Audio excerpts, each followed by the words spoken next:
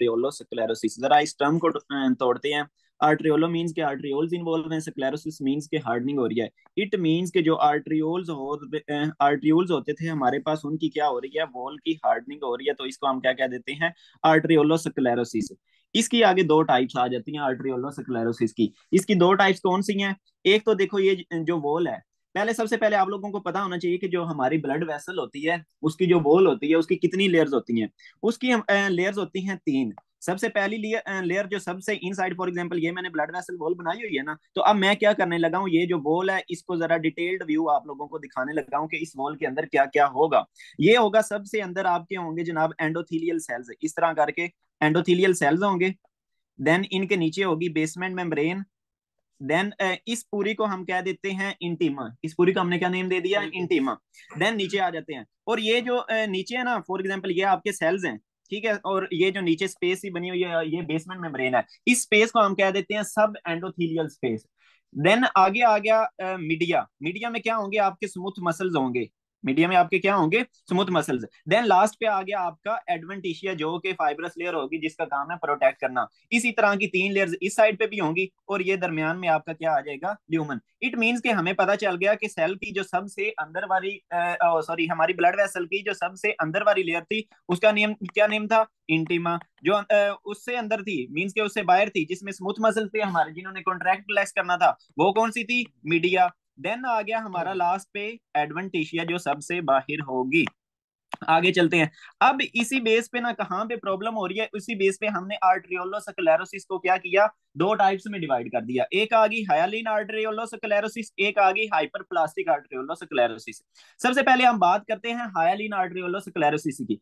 पहले सबसे हमें यह पता होना चाहिए कि हाइलिन कहते किसे हैं। हाइलिन कहते हैं कोई भी ग्लासी अपीयरेंस रखने वाले सब्सटेंस को हम क्या कह देते हैं, हाइलिन कह देते होते हैं। अब देखें प्रॉब्लम क्या आती है हाइलिन आर्ट्रियोलोस्क्लेरोसिस में, कि आपकी जो प्रोटीन्स होती हैं वो लीक करना शुरू हो जाती हैं। प्रोटीन्स क्या करती हैं, फॉर एग्जांपल इधर आपकी प्रोटीन, जाहिर सी बात है इधर से ब्लड गुजर रहा है ना, ये वाली जो स्पेस है ल्यूमन है इस आर्ट्रियोल का, इधर से ब्लड गुजर रहा है। तो इसमें प्रॉब्लम क्या आ रही है कि आपकी जो प्रोटीन्स हैं वो लीक होना शुरू हो जाती हैं। कहाँ लीक होना शुरू हो जाती हैं, इधर से लीक होके आपके एंडोथीलियल सेल्स के नीचे डिपॉजिट होना शुरू हो जाती हैं। तो इनको मैं कह सकता हूं कि ये सब एंडोथीलियल डिपॉजिट्स हैं, इनको मैं कह सकता हूं, क्योंकि ये उस जगह पे डिपॉजिट हो रही है, तो इस वजह से हम इनको क्या कह देते हैं, सब एंडोथीलियल डेपोजिशन ऑफ प्रोटीन हो रही है। तो देखो जब इधर प्रोटीन्स डिपॉजिट होंगी तो जाहिर सी बात है ये वाली जो सेल की वॉल होगी ये क्या हो जाएगी, थिक हो जाएगी। ऐसे ही है कि नहीं है? तो अब देखें ये जो प्रोटीन्स लीक हो रही हैं, ये क्यों लीक हो रही हैं, इनकी दो वजूहत हो सकती हैं। एक आ गई बिनाइन हाइपरटेंशन, एक क्या आ गई, बिनाइन हाइपरटेंशन, एंड दूसरी आ गई डायबिटीज। दोनों चीजें क्या करती हैं, जब बिनाइन हाइपरटेंशन होती है तो जाहिर सी बात है इधर प्रेशर काफी ज्यादा होता है, तो आपके ये एंडोथीलियल सेल्स डैमेज होना शुरू हो जाते हैं। तो इधर से क्या है कि जब ये डैमेज होंगे तो जाहिर सी बात है प्रोटीन्स लीक होके ये नीचे आना शुरू हो जाएंगी। दूसरी चीज आ गई हमारे पास डायबिटीज। अब डायबिटीज मेलिटस में क्या होता है कि आपको पता है कि आपके ब्लड के अंदर जो डायबिटिक पेशेंट होता है उसके ब्लड में ग्लूकोज बहुत ज्यादा होता है, तो वो जो ग्लूकोज है वो भी इस जो हमारी वॉल है उसको डैमेज करता है, एंडोथीलियल सेल्स को डैमेज करता है। आपको पता है हमने इसको डिटेल में पढ़ा था उधर रीनल वाले टॉपिक में, कि ये ग्लूकोज क्या करवा देता है, non enzymatic glycation of basement membrane करवा देता है। तो आपको पता है कि जब ये हमारे endothelial cells basement membrane damage होगी तो इधर आके प्रोटीन्स लीक होना शुरू हो जाएंगी, जिसको हमने क्या नेम दे दिया, हाइलिन आर्ट्रियोलोस्क्लेरोसिस। तो दो चीजें आ गई, एक आपके पास आ गया डायबिटीज मेलिटस, और दूसरी कौन सी आ गई, हाइपरटेंशन। जिन्होंने ये प्रॉब्लम करवाई, प्रॉब्लम क्या करवाई, इन्होंने प्रोटीन्स को लीक करवाया। कहां पे लीक करवाया, आपकी सब एंडोथीलियम ने। जब ये प्रोटीन उधर लीक करके गई तो इसकी वजह से वेसल की वॉल की थिकनेस बढ़ गई, तो इस वजह से आपके पास ये आ गया हाइलिन आर्ट्रियोलोस्क्लेरोसिस। देन सेकंड टाइप आ गई हाइपर प्लास्टिक। तो मैंने आप लोगों को बताया था hyper means increased, plegia means growth. It means के इसमें क्या हो रही है, इंक्रीज्ड ग्रोथ हो रही है। जब इंक्रीज ग्रोथ हो रही है, किसकी इंक्रीज ग्रोथ हो रही है, ये वाली जो लेयर है आपका, मसल्स कहाँ पे थे, आपकी मीडिया वाली लेयर में। आपकी जो मीडियल लेयर थी वेसल वॉल की, उसमें क्या थे, स्मूथ मसल्स थे। तो इनका क्या हो जाता है, हाइपरप्लेजिया हो जाता है। इनका क्या हो जाता है, हाइपरप्लेजिया हो जाता है। तो आपको पता है मसल्स का हमेशा उस वक्त हाइपरप्लेजिया होता है जब इन पर बहुत ज्यादा स्ट्रेस बढ़ता है। जब इन पर बहुत ज्यादा स्ट्रेस बढ़ेगा तो मसल्स क्या कर देंगे, हाइपरप्लेजिया। तो अब देखो ये ये जो मेरी ब्लड वेसल है, ये फॉर एग्जांपल ये मेरी ब्लड वेसल है, तो इधर स्ट्रेस कब बढ़ेगा? जाहिर सी बात है जब इधर ब्लड प्रेशर बहुत ज्यादा बढ़ जाएगा। मींस के एक पाइप गुजर रहा था, उसमें जब पानी बहुत ज्यादा बढ़ गया तो जाहिर सी बात है वो पाइप की वॉल पे बहुत ज्यादा प्रेशर लगाएगा ना। तो यही हो रहा है कि जब इधर बीपी बहुत ज्यादा हो तो उसको हम कहते हैं स्वेयर हाइपरटेंशन। उधर मैंने आप लोगों को कहा बिनाइन हाइपरटेंशन। स्वेयर हाइपरटेंशन कौन सी होती है? जिसमें आपका जो 180 होगा सिस्टोलिक बीपी, और जो आपका डायस्टोलिक बीपी होगा वो मोर देन 120। तो इसको हम कहते हैं स्वेयर हाइपरटेंशन। नॉर्मल हमारे पास बीपी कितना होता है? 120/80 होता है। तो आप देख सकते हो कि इस बंदे में हाइपरटेंशन कितनी स्वेयर हुई पड़ी है। जबकि ये जो बिनाइन हाइपरटेंशन वाला होगा इसमें इन दोनों से कम ही होगा बीपी, मीन के 180 से लेस होगा, 120 से लेस होगा जो डायस्टोलिक बीपी होगा। तो इट मीन्स कि जिस बंदे में स्वेयर हाइपरटेंशन होगी उसमें क्या हो जाएगा? इन जो हमारे स्मूथ मसल्स हैं उनका क्या हो जाएगा? हाइपरप्लेजिया हो जाएगा। जब ये हाइपरप्लेजिया होगा ना तो इस तरह जब हम इनको देखेंगे, क्या कहते हैं, बायोप्सी करके जब हम उस वेसल वॉल को देखेंगे तो हमें क्या मिल जाती है? ओनियन वाली अपीयरेंस। इस तरह करके आप देख सकते हैं कि इनका ये जो ये उसने क्या बनाई हुई है? ब्लड वेसल वॉल बनाई हुई है। तो ये आप देख सकते हो कि आपको क्या मिल रहा है? जिस तरह प्याज होता है उसको हम नीचे देखते होते हैं ना, तो इसको इसी तरह की अपीयरेंस मिल रही है।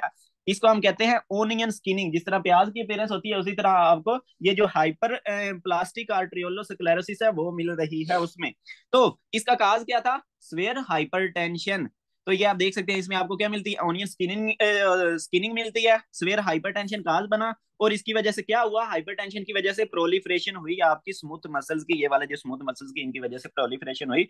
और वॉल जाहिर सी बात है आपको पता है, फॉर एग्जांपल ये वेसल वॉल थी, ये वाली वेसल वॉल थी, ये थिक हो गई है, तो जाहिर सी बात है आपका अंदर से ल्यूमन क्या हो जाएगा? कम हो जाएगा। खैर ये चीजें मैंने आप लोगों को बता दिया कि वॉल थिक हो रही है, लेकिन जब वॉल थिक हो रही है तो उसकी वजह से प्रॉब्लम क्या आ रही है? अब फॉर एग्जांपल हम इसी ब्लड वेसल को, फॉर एग्जांपल ये मेरे पास एक ब्लड वेसल है, ये नॉर्मल है। अब मैंने क्या किया कि इसमें क्या करवा दी? आर्ट्रियोल में स्क्लेरोसिस करवा दी, हार्डनिंग करवा दी। हार्डनिंग ये इसकी वजह से भी हो सकती है, हाइपरप्लेजिया की वजह से भी हो सकती है। तो जब देखो हार्डनिंग हुई इसी वेसल की, तो आप देख सकते हो कि ये वॉल क्या हो जाएगी? थिक हो जाएगी। तो जब थिक हो गई है वॉल, तो आप देख सकते हो कि इसके अंदर जो ल्यूमन था वो कितना कम हो गया। मीन्स के ये जो ब्लड गुजरने की जगह थी वो कितनी कम हो गई है। तो यही प्रॉब्लम हो रहा होता है कि जब चाहे हाइलिन आर्टेरियोस्क्लेरोसिस हो, चाहे हाइपर प्लास्टिक आर्टेरियोलोस्क्लेरोसिस हो, दोनों में प्रॉब्लम क्या आ रहा है कि आपका ल्यूमन डिक्रीज कर रहा है। जब ल्यूमन डिक्रीज करेगा तो जाहिर सी बात है आगे जो ऑर्गन जो था, जिसको भी ये वाला आर्ट्रियोल सप्लाई कर रहा था, उसकी तरफ क्या हो जाएगी? डिक्रीज हो जाएगा ब्लड फ्लो। मींस के तो जब ब्लड फ्लो कम होगा तो जाहिर सी बात है ब्लड ही तो क्या लेके जा रहा था? ऑक्सीजन। तो उसको क्या हो जाएगा? डिक्रीज ऑक्सीजन न्यूट्रिएंट्स मिलेंगी, तो उधर क्या हो जाएगा? इस्कीमिया हो जाएगा। देन आपको पता है इस्कीमिया होगा तो देन आगे क्या हो जाएगी? नेक्रोसिस हो जाएगी, इन्फेक्शन हो जाएगी, वो सेल्स मरना स्टार्ट हो जाएंगे, मर जाएंगे। तो ये हो रहा होता है प्रॉब्लम कहाँ पे? आर्ट्रियोलोस्क्लेरोसिस में, कि ये किस तरह हमारी बॉडी में डैमेज काज कर रहा होता है। ठीक हो गया, डन हो गया, इसमें तो कोई प्रॉब्लम नहीं है। अब ये क्या है कि कॉमन फॉर्म ऑफ आर्ट्रियोस्क्लेरोसिस है। ये ना आपको तीन टर्म्स बड़ा परेशान करेंगी। एक होती है आर्टेरियोस्क्लेरोसिस। आर्टेरियोस्क्लेरोसिस, आर्टेरियो मींस आर्टरीज, ये जनरल टर्म है। Sclerosis means hardening. आर्टरीज की हार्डनिंग होने को हम क्या क्या देते हैं? आर्टेरियोस्क्लेरोसिस। इसकी आगे दो टाइप्स आ जाती हैं। एक आगे के बड़ी आर्टरीज की हार्डनिंग होना, उसको हम कहते होते हैं एथ्रोस्क्लेरोसिस, जो कि हमारा अगला टॉपिक है, उसको हम क्या कहते हैं? एथ्रोस्क्लेरोसिस। देन ना एक के स्मॉल जो आर्टरियोल्स है, आपको पता है ना कि आपका जो हमारी बॉडी होती है उसमें सबसे पहले क्या होती है? बड़ी आर्टरीज होती हैं, एओर्टा वगैरह होती है। देन आर्टरियोल्स बनती होती हैं आगे इनसे, एंड देन आर्टरियोल से आगे कैपिलरीज बनती होती हैं, देन वेन्यूल्स बनते होते हैं, ठीक है, एंड देन लास्ट पे क्या बनता होता है? वेन्स। मींस के इस तरह क्या हो रहा है? पाइप पहले बड़ा था, देन छोटा हुआ, देन मजीद छोटा हुआ, देन बड़ा हुआ, देन बड़ा हो गया। ऐसे क्या ना? तो यही जो आपकी बड़ी आर्टरीज है, फॉर एग्जांपल ये एओर्टा वगैरह है, उनमें जो प्रॉब्लम होगा, हार्डनिंग ऑफ आर्टरीज होगी, उनको हम क्या कहते हैं? एथ्रोस्क्लेरोसिस। देन जो आपकी जो छोटे आर्टरियूल्स होते हैं उनमें जो हार्डनिंग होगी, उनको उसने नेम दे दिया आर्ट्रियोलोस्क्लेरोसिस। आपने जस्ट नेम पढ़ना है। और आर्टेरियोस्क्लेरोसिस क्या? इन दोनों के लिए जनरल टर्म है, चाहे बड़ी आर्टरीज में हो चाहे छोटी आर्टरीज में हार्डनिंग हो, उसको हम क्या कहते हैं? आर्टेरियोस्क्लेरोसिस। अच्छा ये क्या कर रही है? अफेक्ट, ये जो आर्ट्रियोलोस्क्लेरोसिस है ये स्मॉल आर्टरीज और आर्ट्रियोल्स को अफेक्ट कर रही है। बाकी इसकी दो टाइप्स ही वो हमने देख ली। अच्छा ये तो मैंने आप लोगों को बता दिया कि ये जो हाइपर प्लास्टिक थी इसमें आपको ओनियन स्किनिंग मिल रही थी। जबकि ये जो हायालीन वाली होती है, हायालीन को जब आप बायोप्सी में H&E स्टेनिंग के नीचे देखते हो तो आपको क्या मिलता है? पिंक डिपॉजिट्स मिलते हैं। तो ये आप देख सकते हो कि आपको क्या मिले हुए हैं? पिंक। ये मैं तो कलर ब्लाइंड हूँ, लेकिन जिस बंदे को नजर आ रहा है वो देख सकता है कि ये आपको क्या मिले हुए हैं? पिंक डिपॉजिट्स मिले हुए हैं। ठीक हो गया, डन हो गया। तो ये आप देख सकते हो, ये आपको मिलेगा हाइलिन आर्ट्रियोलो स्क्लेरोसिस में। देन आगे चलते हैं।